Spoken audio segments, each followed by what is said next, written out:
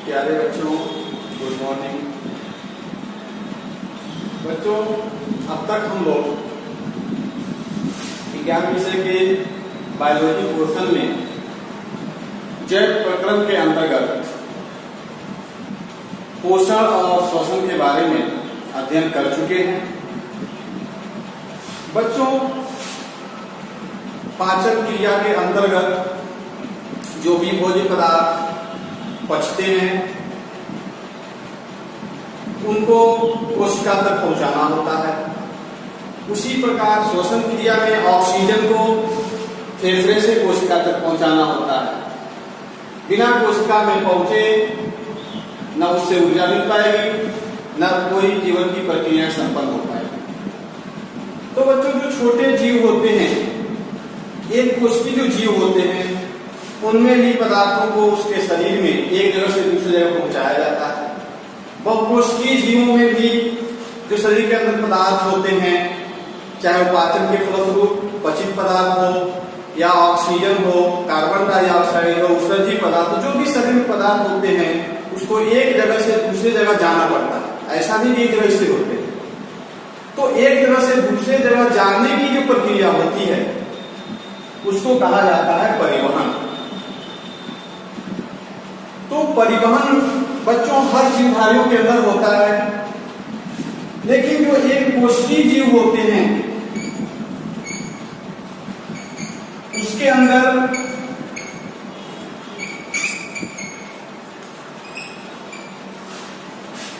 विसरण क्रिया होती है। विसरण के द्वारा परिवहन होता है। विसरण क्रिया के द्वारा पदार्थ एक स्थान से दूसरे स्थान पे जाते हैं। जैसे अमीबा है, उसमें विसरण होता है। बाहर से ऑक्सीजन विसरण के द्वारा शरीर के अंदर जाता है, शरीर के अंदर से उत्सर्जित पदार्थ विसरण के द्वारा बाहर आते हैं। लेकिन बच्चों, विसरण क्रिया बहुत धीमी गति से होती है। बहुकोशिकीय जीवों में या मनुष्य में जो बड़े प्राणी हैं, उनको अधिक मात्रा में ऊर्जा की आवश्यकता होती है, अधिक मात्रा में भोज्य पदार्थों की आवश्यकता होती है। उनके अंदर विसरण के द्वारा अगर पदार्थों का परिवहन हो तो ऑक्सीजन को फेफड़े से पैर की अंगुली तक कोशिका तक जाने में 30 वर्ष का समय लग जाएगा। तो इस स्पीड को तेज, परिवहन की घटना को बहुत तेजी से करने के लिए, जल्दी से करने के लिए कुदरत ने हमें एक अलग जो है सिस्टम दिया है। शरीर के अंदर एक अलग तंत्र दिया है जिससे आसानी से पदार्थों का परिवहन एक जगह से दूसरी जगह हो जाता है। तो उसको कहा जाता है परिसंचरण तंत्र।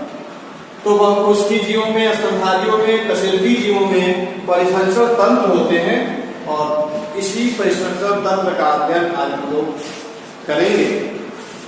बच्चों, परिसंचरण तंत्र के द्वारा पदार्थों का ट्रांसपोर्टेशन होता है। यानी पदार्थ, किसी भी तरह का पदार्थ हो, उनका एक स्थान से दूसरे स्थान तक जाना होता है।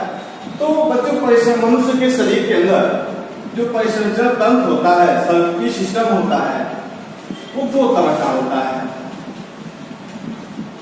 तो हम मनुष्य का परिसंचरण तंत्र का अध्ययन करेंगे। तो 2 तरह का परिसंचरण तंत्र होता है। एक होता है रक्त परिसंचरण,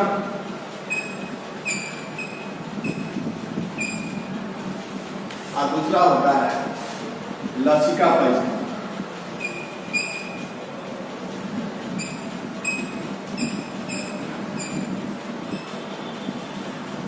दो तरह के परिसंचरण तंत्र होते हैं। ये तंत्र क्या है, पढ़े होंगे किसी कक्षाओं में। तंत्र के मतलब ये हुआ कि जब कई अंग मिलकर के किसी एक कार्य को संपादित करते हैं तो कई अंग एक साथ मिलकर के उस तंत्र का निर्माण करते हैं। जैसे कोशिकाएं मिलकर उत्तक बनाती हैं, उत्तक मिलकर के अंग बनाते हैं, और कई अंग एक साथ मिलकर अंग तंत्र बनाते हैं। उसी अंग तंत्र को तंत्र कहा जाता है, सिस्टम कहा जाता है। तो जो रक्त परिसंचरण तंत्र होता है और लसिका परिसंचरण तंत्र होता है। तो बच्चों, जो रक्त परिसंचरण तंत्र होता है उसमें रक्त होता है, हृदय होता है,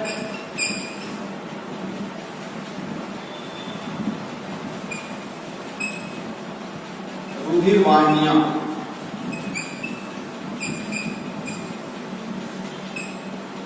जो लसिका परिसंचरण तंत्र मनुष्य के शरीर में होता है,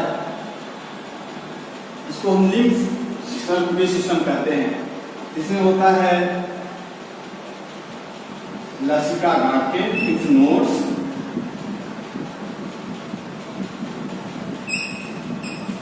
लसिका को लिम्फ भी कहा जाता है।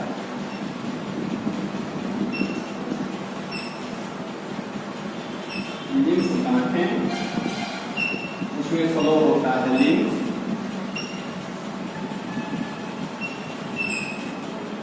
और लिम्फ वेसल्स होते हैं, वाहिनियां। वाहिनियां तो इसमें लिम्फ फ्लो होता है, जो पाइपलाइन है उसी को लिम्फ वाहिनियां। इस तरह बच्चों जो है मनुष्य के शरीर में रक्त परिसंचरण तंत्र और लसिका परिसंचरण तंत्र होता है।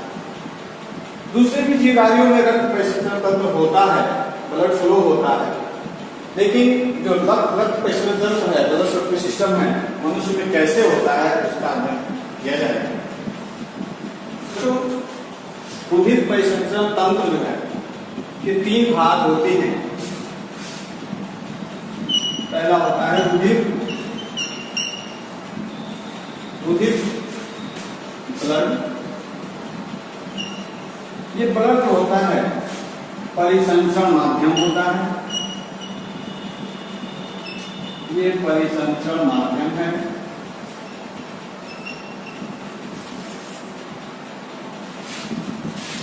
दूसरा होता है हृदय,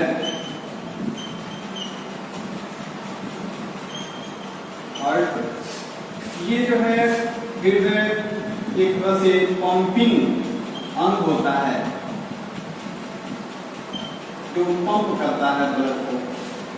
और तीसरा होता है रुधिर वाहिनियां,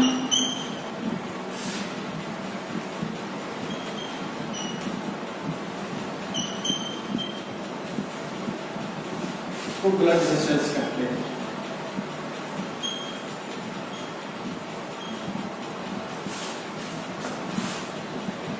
ये पाइप होते हैं जिसमें ब्लड फ्लो करता है। तो बच्चों जो रुधिर परिसंचरण तंत्र के 3 भाग हुए, रुधिर, हृदय और रुधिर वाहिनी। रुधिर वह माध्यम है जिससे होकर के परिवहन होता है, यानी रुधिर के द्वारा ही, रुधिर से होकर के ही पदार्थ एक जगह से दूसरी जगह जाते हैं, चाहे जो भी पदार्थ हो। और हृदय जो है एक पंपिंग मशीन होता है जो उस माध्यम को भी एक जगह से दूसरी जगह पहुंचाता है। और तीसरा रुधिर वाहिनी होती है, यानी पाइपलाइन होता है जिससे होकर के ब्लड फ्लो करते हैं और पदार्थ जिससे होकर के ट्रांसपोर्ट करते हैं, एक जगह से दूसरी जगह जाते हैं। बहुत आसान है इसको समझना। इन 3 पार्ट्स के हुए, एक माध्यम, दूसरा मशीन और तीसरा उसका मार्ग, रास्ता जो होता है वो रुधिर वेसल्स होते हैं। अब हम एक एक करके इनके बारे में अध्ययन करेंगे। तो बच्चों जो रुधिर परिसंचरण तंत्र के 3 भाग होते हैं, उसमें पहला जो भाग रुधिर है, ये रुधिर क्या होता है? बच्चों रुधिर एक तरल संयोजी ऊतक, संयोजी ऊतक उसे कहते हैं जो शरीर के 2 विभिन्न अंगों को जोड़ता हो, वैसे ऊतक को संयोजी ऊतक कहा जाता है। दूसरा ये तरल अवस्था में होता है, यानी यह ऊतक ऐसा है कि जो तरल अवस्था में होता है और इसके जो एक जगह से दूसरी जगह आसानी से चला जाता है, इसीलिए इसको कहा जाता है तरल संयोजी ऊतक। जो रुधिर होता है बच्चों, आप देखते होंगे रुधिर का रंग लाल होता है। जैसे आपको चोट लग जाए या कहीं से जो रुधिर बहता है उसका रंग लाल होता है। बच्चों ये लाल रंग जो होता है विभिन्न कशेरुकी जंतुओं में और अकशेरुकी जंतुओं में सब में रुधिर पाया जाता है, लेकिन बच्चों सबका रुधिर लाल नहीं होता है। आप देखे होंगे कि केचुआ या कशेरुकी जो भी जंतु है उनका रुधिर का रंग लाल होता है। वो लाल रंग हीमोग्लोबिन एक पिगमेंट है, उसके वजह से रुधिर का रंग लाल होता है। लेकिन कुछ अकशेरुकी जंतु ऐसे हैं, जैसे आर्थ्रोपोडा संकेजन, मोलस्का संकेजन, इनका जो रुधिर होता है वो ब्राउन कलर का होता है। किसी में जो है मतलब हल्का ग्रीन कलर का हो जाता है, ब्लू कलर का हो जाता है। तो ये उसमें एक पिगमेंट होता है, इसको हीमोसाइनिन कहते हैं। यानी लाल रंग हीमोग्लोबिन की वजह से और भूरे रंग का जो ब्लड होता है हीमोसाइनिन की वजह से जो आर्थ्रोपोडा मोलस्का संघ के जंतुओं में पाया जाता है, इसके वजह से भूरा होता है। लेकिन जो मनुष्य का ब्लड होता है बच्चों, ये ब्लड जो उत्पत्ति होती है ये भ्रूण के जो 3 स्तर होते हैं, एक्टोडर्म, मेसोडर्म और एंडोडर्म, इन 3 स्तर से जो के शरीर के सारे अंगों का विकास होता है। लेकिन ब्लड का जो विकास होता है वो मेसोडर्म से होता है और ब्लड हल्का सा क्षारीय होता है। इसका पीएच 7.4 से 7.5 तक हो सकता है, हल्का सा क्षारीय होगा, स्वाद में नमकीन होता है। श्यानता जो इसकी होती है, श्यानता मतलब चिपचिपाहट, यानी जल के 4-4.5 गुना चिपचिपा होता है। जल में जितनी चिपचिपाहट होती है उससे ज्यादा ब्लड में उसके 4 गुना अधिक होती है, इसी को श्यानता कहा जाता है। और उसके साथ जो है एक स्वस्थ मनुष्य के शरीर में जो ब्लड की मात्रा होती है उसके वजन का 8 से 9% होता है। यानी अगर किसी मनुष्य का वजन 70 किलोग्राम है, उसके ब्लड में उसके शरीर में लगभग 5 से 6 लीटर ब्लड की मात्रा होगी और ब्लड जो होता है अपारदर्शी होता है। ये कुछ ब्लड की विशेषताएं होती हैं। अब बच्चों जो ब्लड के भाग होते हैं, रक्त के जो भाग होते हैं, जो रक्त होता है उसके 2 प्रमुख भाग होते हैं। ये 2 भागों में इसको बांटा जा सकता है, 2 इसके घटक होते हैं जिससे मिलकर रक्त बना होता है। जो इसका द्रव भाग होता है जिससे फ्लो होता है उसको कहा जाता है प्लाज्मा। इसका ये द्रव भाग होता है और उसके अंदर जो कणिकाएं होती हैं उसको कहा जाता है, दूसरा जो भाग होता है रुधिर कणिकाएं या रुधिरांग।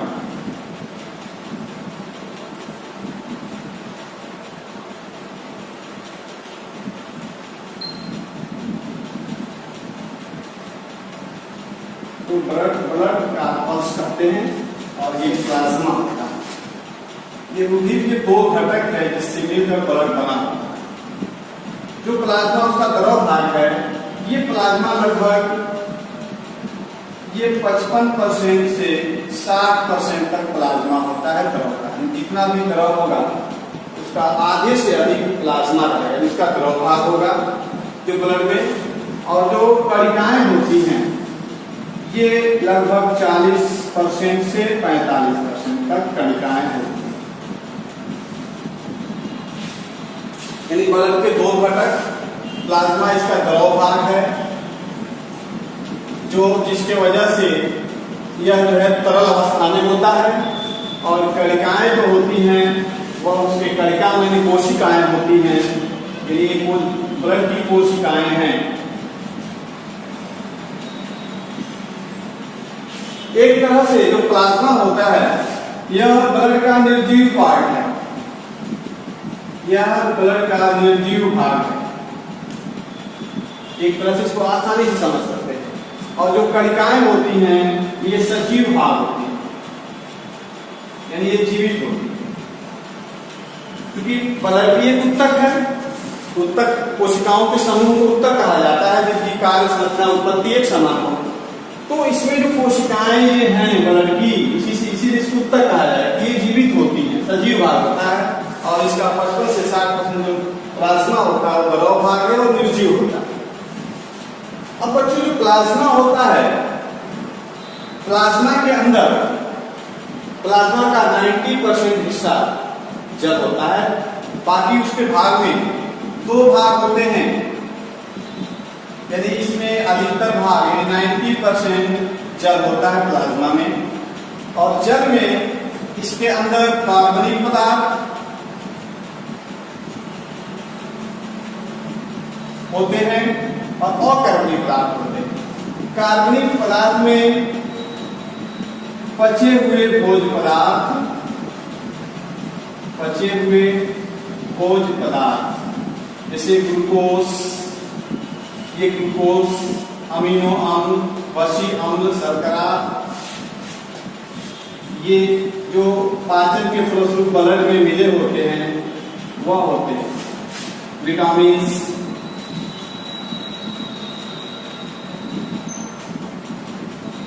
ये चीज होते हैं, पचे हुए भोज्य पदार्थ होते हैं। उसके साथ इसके कार्बनिक पदार्थ में हार्मोन्स होते हैं। फिर उसके साथ जो है अपशिष्ट पदार्थ होते हैं।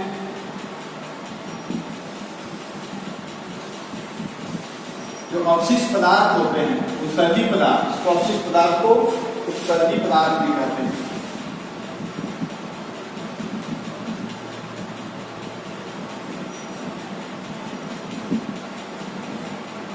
ये सब इस फलन के अंदर मिले होते हैं।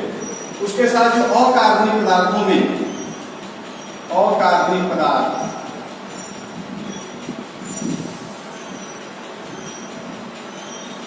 अकार्बनिक पदार्थ में जो लवण है, आयन है, खनिज लवण,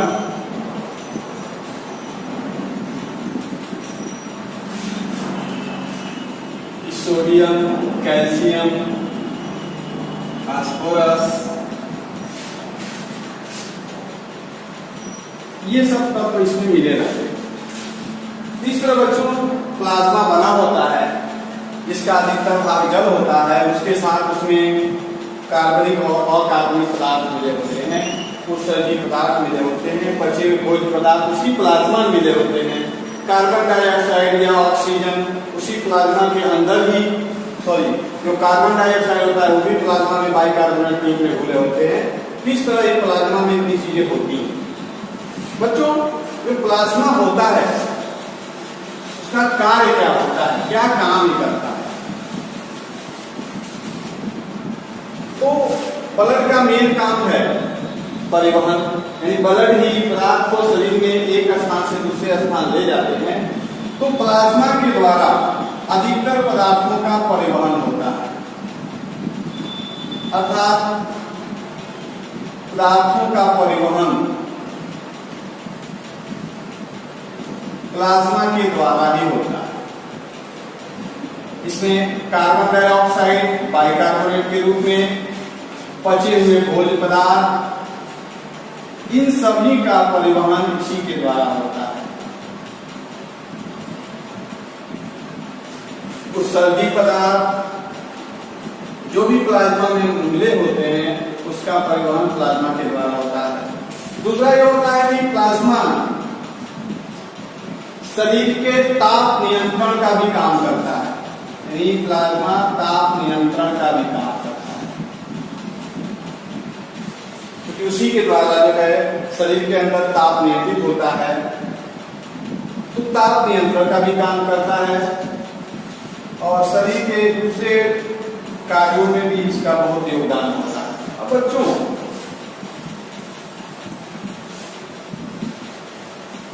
जो रक्त का दूसरा भाग होता है रुधिर कणिकाएं, ये रुधिर कणिकाएं 3 तरह की होती हैं। जो रुधिर कणिकाएं होती हैं वह 3 तरह की होती हैं।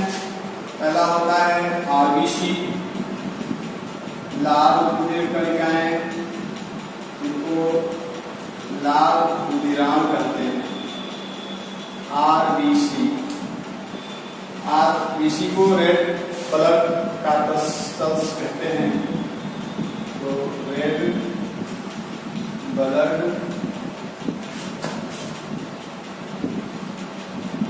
कार्पस्कल्स, इसी का आरबीसी का पूरा नाम होता है रेड ब्लड कार्पस्कल्स, आरबीसी के नाम इसको जानते हैं। ये लाल रुधिर कणिकाएं होती हैं। दूसरा होता है श्वेत रुधिर कणिकाएं, इसको हम श्वेत रुधिराण,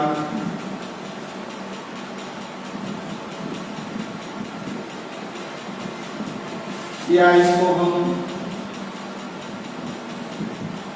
ल्यूकोसाइट भी कहते हैं, ल्यूकोसाइट,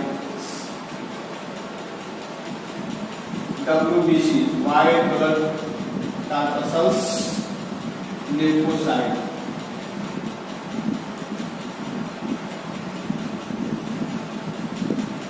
और तीसरा जो होते हैं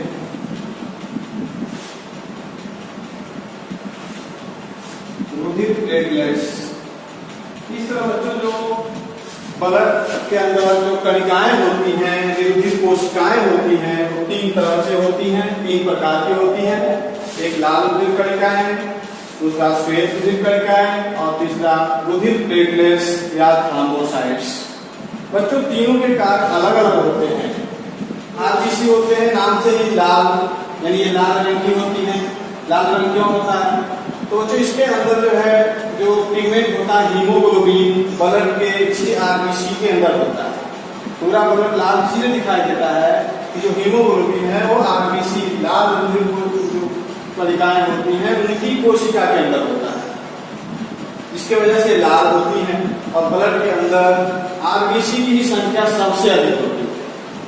लगभग टोटल कोशिकाओं का ये जो है 70% से ज्यादा यही होती है। यानी 1 घन मिलीमीटर ब्लड में इसकी मात्रा 45 से 55 लाख होती है। यानी सबसे अधिक जो रुधिराणु की संख्या होती है वो आरबीसी होती है। उसके साथ इनका जीवन काल 120 दिन होता है, यानी 120 दिन तक ये जीवित रहती है। तीसरी बात बच्चों, इस कोशिका के अंदर केंद्रक नहीं होता है, ये केंद्रक विहीन होती है और इनका दोनों तल जो है और तल इस तरह की रचना गोल है, गोलाकार होगी तब तरीके नुमा का, इस तरह की रचना जो है होती है, इसी को वह उत्तर कहा जाता है। दोनों साइड से फंसे रहते हैं। क्यों फंस जाते हैं? क्योंकि इसके अंदर जब केंद्रक विलुप्त हो जाता है, गल जाता है, जिसके दो तल फंस जाते हैं, इसके वजह से तल का जो सतह क्षेत्रफल होता है बढ़ जाता है और केंद्रक रहित होता है। मनुष्य के अंदर और अधिकतर स्तनधारियों में, जो भी स्तनधारी जंतु है, सबके आरबीसी में केंद्रक नहीं होता है। लेकिन ऊंट और लामा दो ऐसे जंतु हैं जिनके आरबीसी में केंद्रक होता है। बच्चों जो मेन काम होता है आरबीसी का वो ऑक्सीजन का परिवहन करना, यानी ऑक्सीजन को फेफड़े से कोशिकाओं तक जो ब्लड के द्वारा ले जाया जाता है वह काम आरबीसी ही के द्वारा होता है। क्योंकि आरबीसी में हीमोग्लोबिन होता है, उसी हीमोग्लोबिन के साथ ऑक्सीजन जुड़ करके शरीर के एक भाग से दूसरे भाग तक जाता है। बच्चों जो आरबीसी ये जो है इनका जीवन काल 120 दिन है। 120 दिन के बाद आरबीसी मर जाती है। अब मर करके शरीर के एक अंग होता है जिसको हम कहते हैं प्लीहा, प्लीहा या स्प्लीन, इंग्लिश में स्प्लीन का, इसी में आरबीसी आकर के खत्म हो जाते हैं। इसको जो है आरबीसी का कब्रगाह कहते हैं। ये कभी कभी क्वेश्चन पूछा जाता है कि लाल रुधिराणु का कब्रगाह प्लीहा को कहा जाता है, स्प्लीन को कहा जाता है। यही जब आरबीसी डेड हो जाती है तो यही आके आरबीसी टूट जाता है और खत्म हो जाता है। दूसरी बात, स्प्लीन को मतलब मनुष्य के शरीर का इसको ब्लड बैंक भी कहते हैं। शरीर का एक ऐसा अंग है जिसके अंदर ब्लड इकट्ठा रहता है, इसीलिए इसको ब्लड बैंक कहते हैं। और जब मनुष्य भ्रूणी अवस्था होती है, मां के गर्भ में होता है, उस समय आरबीसी जो है इसी स्प्लीन के अंदर बनते हैं, एम्ब्रियो के अंदर बनते हैं। लेकिन वयस्क शरीर में, हम लोग के शरीर में आरबीसी का निर्माण जो बोन मैरो होता है, यानी हड्डियों के बीच में जो भाग होता है उसको हम बोन मैरो कहते हैं, अस्थि मज्जा कहते हैं, उसी में आरबीसी का निर्माण होता है। अब बच्चों जो दूसरा भाग है डब्ल्यूबीसी, श्वेत रुधिराणु या ल्यूकोसाइट्स कहते हैं। ल्यूकोसाइट की संख्या कम होती है ब्लड के अंदर, प्रति घन मिलीमीटर ब्लड में 5000 से 11000 के बीच रहते हैं और ये बहुत कम समय के लिए बनते हैं। 3 से 4 दिन के बाद ये मर जाते हैं, लेकिन इनका जीवन काल 2 से 3 या 4 दिन ही रहता है। लेकिन यह जो है शरीर की प्रतिरक्षा के लिए जरूरी होता है। जब हमारे शरीर में किसी भी तरह का बाहरी इंफेक्शन होता है, कोई जीवाणु का इंफेक्शन होता है, उस समय इनका बनना शुरू हो जाता है और इसी की वजह से हमारा शरीर के अंदर प्रतिरोधक क्षमता विकसित होती है, जिससे हम जो है बीमारियों से लड़ पाते हैं और हम बीमारी से बच पाते हैं।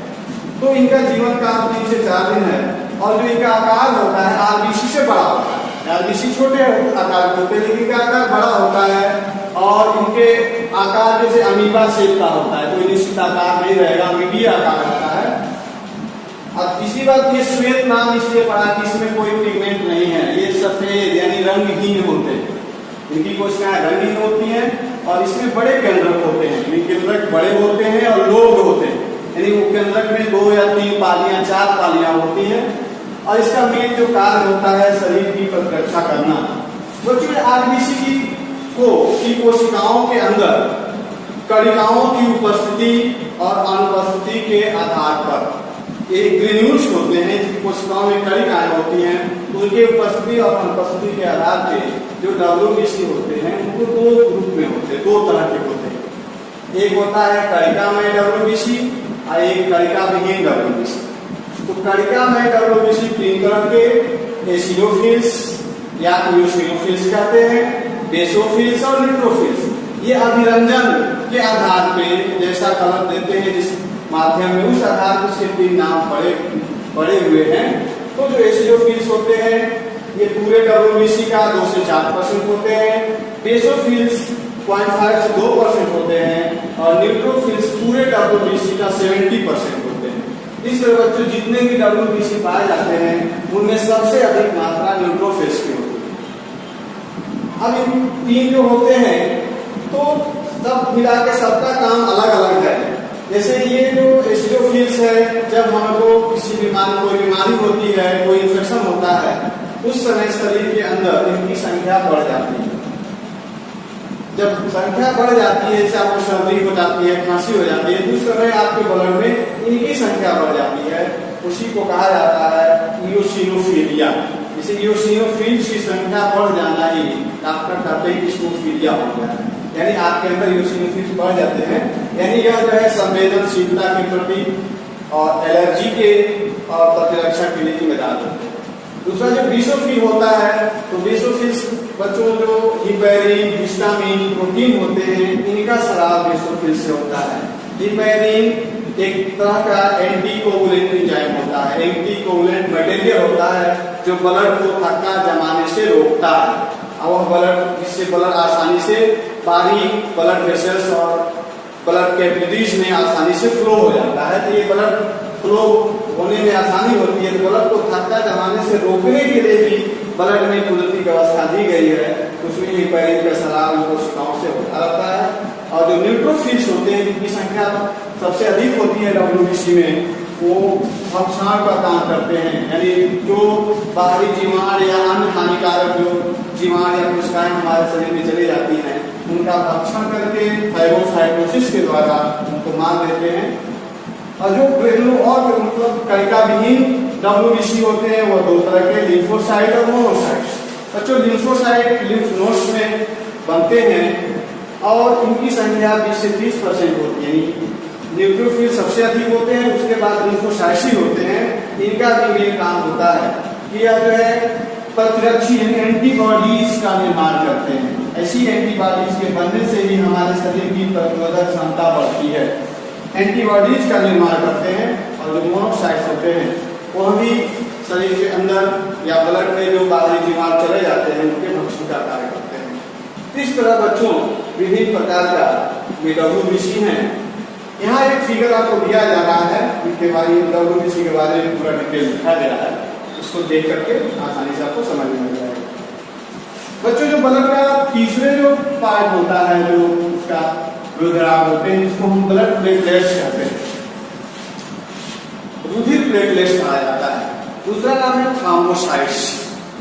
बच्चों यह जो है ये ऐसा कोशिका के ब्लड के पार्ट है जो मनुष्य के ब्लड में पाए जाते हैं। दूसरे जो जंतु उनके ब्लड में नहीं पाए जाते हैं, सिर्फ मनुष्य के ब्लड में पाए जाते हैं। इनकी संख्या 2 लाख से 5 लाख प्रति घन मिलीलीटर होती है। सबसे अधिक RBC, उसके बाद प्लेटलेट्स, सबसे कम संख्या WBC की होती है। लेकिन WBC का भी बहुत इंपॉर्टेंट रोल हमारे शरीर में होता है। शरीर को बाहरी जीवाणुओं से, बाहरी बीमारियों से प्रतिरक्षा WBC के ही द्वारा होता है। तो जो प्लेटलेट्स होते हैं उसमें केंद्रक नहीं होता, इनका आकार गोल या अंडाकार हो सकता है। बच्चों इनका मुख्य कार्य होता है रक्त को थक्का जमाना। देखो बच्चों, ब्लड जब कैपिलरीज के अंदर होता है या ब्लड वेसल्स के अंदर होता है, उस समय ब्लड को जमने से बचाने के लिए हिपैरिन निकलता है, उसमें कोशिकाएं निकालती है, हिपैरिन मिला होता है। लीवर से भी हेपारिन का स्राव होता है, जो पढ़े होंगे पिछले टॉपिक में बताया, जो ब्लड को थक्का जमाने से रोकता है। लेकिन यहाँ रुधिर प्लेटलेट्स ब्लड को थक्का जमाता है, जमाने में मदद करता है,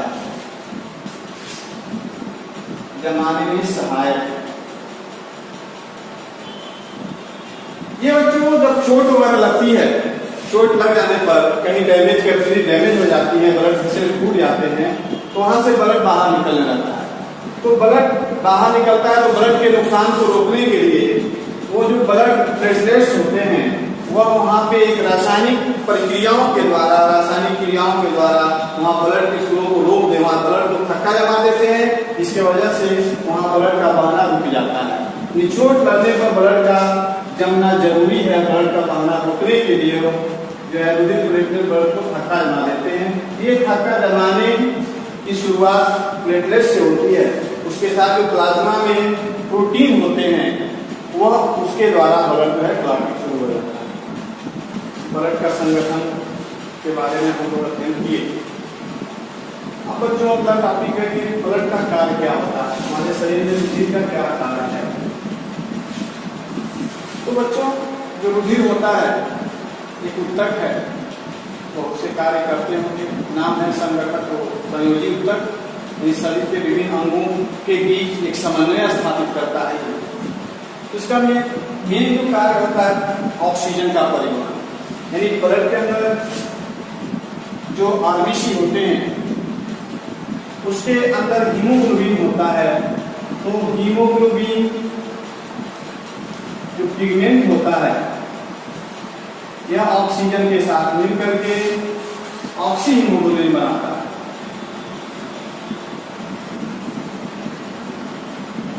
ऑक्सी हीमोग्लोबिन, ये ऑक्सी हीमोग्लोबिन ब्लड के साथ एक जगह से दूसरी जगह ऑक्सीजन को लेकर चला जाता है। फिर जहां ऑक्सीजन की इस कोशिका के पास कमी होती है, ये ऑक्सी हीमोग्लोबिन पुनः टूट करके ये ऑक्सीजन और हीमोग्लोबिन में बदल जाता है। तो बच्चों इस तरह जो है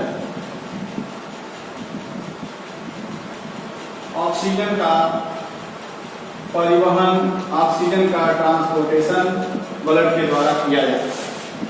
दूसरा इसका कार्य है कि पोषक पदार्थों का परिवहन। बच्चों पाचन के बाद जो पोषक पदार्थ होते हैं, अमीनो अम्ल, शर्करा, ग्लूकोज या फैटी एसिड, विस्टार, विटामिन, खनिज लवण, ये सभी पोषक पदार्थ आंत की दीवारों के द्वारा अवशोषित होकर ब्लड में मिल जाते हैं और ब्लड उसको जो है शरीर के विभिन्न कोशिकाओं तक जहां आवश्यकता होती है वहां पहुंचाते हैं। इस तरह ब्लड पोषक पदार्थों का परिवहन करता है। तीसरा है कि उत्सर्जी पदार्थों का परिवहन। बच्चों जो कोशिकाओं के अंदर विभिन्न जैविक क्रियाएं होती हैं, तो जैविक क्रियाओं के फलस्वरूप जो उत्सर्जी पदार्थ बनते हैं, जैसे श्वसन क्रिया के फलस्वरूप कार्बन डाइऑक्साइड बनता है, तो कार्बन डाइऑक्साइड कोशिका से फेफड़े तक ब्लड के द्वारा आता है। यह प्लाज्मा, ब्लड के जो प्लाज्मा पार्ट होता है, प्लाज्मा द्वारा, यदि कार्बन डाइऑक्साइड अन्य जो भी उत्सर्जी पदार्थ हैं उनका परिवहन जो है प्लाज्मा, ब्लड के प्लाज्मा के द्वारा शरीर कोशिकाओं से, शरीर से बाहर निकालने वाले अंगों में पहुंचता है। तो होता है शरीर का ताप नियंत्रण और नियमन। रक्त शरीर के ताप को नियंत्रित करता है। शरीर का ताप अधिक हो जाने पर ब्लड वेसल्स फैल जाते हैं, वहाँ ब्लड की सप्लाई अधिक हो जाती है। फिर वहाँ से जो है पसीना शुरू होता है, जिससे शरीर का ताप बढ़ता है और फिर ताप जहाँ शरीर की त्वचा का ताप बढ़ता है, वहाँ से ब्लड जब त्वचा से होकर फ्लो होती है तो वहाँ भी उसका ताप ब्लड का धीरे धीरे घट जाता है। तो ब्लड के द्वारा शरीर के ताप को नियंत्रित किया जाता है। और अगला जो कार्य होता है कि रोगों से बचाव। अभी आप पढ़ेंगे ब्लड का जो WBC होते हैं या जितने जो भी प्रकार है, सभी WBC मिल करके शरीर को रोगों से लड़ने की क्षमता प्रदान करते हैं, जिससे शरीर को रोगों से बचाव होती है।